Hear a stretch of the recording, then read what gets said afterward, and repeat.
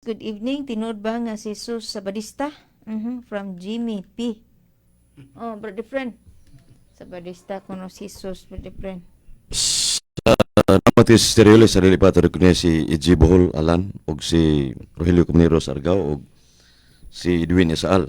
Unya sa San Fernando mga si Boy Alporque namati ron sa mga defenders Julius na diskusyon to dia sa Bible exposition sa San Fernando.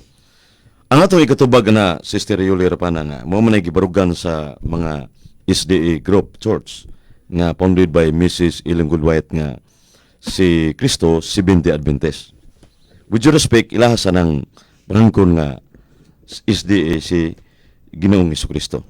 Pero ang mga libro nga na ako'y ebidensya nga title nga The Life Incidents, classic nga ang author, ang nagsuwat ana si ang mga 70 Adventist yun, nga dito tulo ka tao ang nagtukod sa SDA Church. Sa to pa nagpasabot nga si Cristo dili gyud SDA. Kay tao may nagtukod sa 70 Adventist. Niya, kung SDA si Cristo, tinukod ng tao ang membrohan ni Cristo.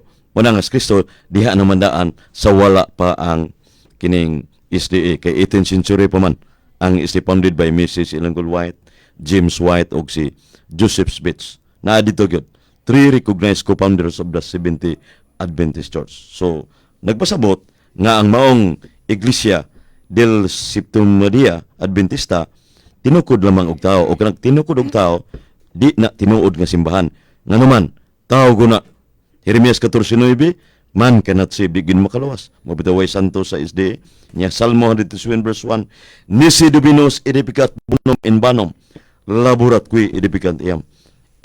If the Lord does not build the house, the work of the builder is useless. Gawas ko ang Diyos nagtukod sa balay, kining balay mo ning 1 Timoteo 3:15-16, manang iglesia sa Diyos, mo'y haligi patukuranan sa kamatuoran. Nakinumdum nga aning Diyo tumarong nga, yan ang paboritong bersikulo nga kining iglesia sa Diyos mo ning Iglesia Katolika Romana, buhat 20:30, mo ni Mateo 16:18 tinukod ni Cristo RCC, Roman Catholic founded by Christ.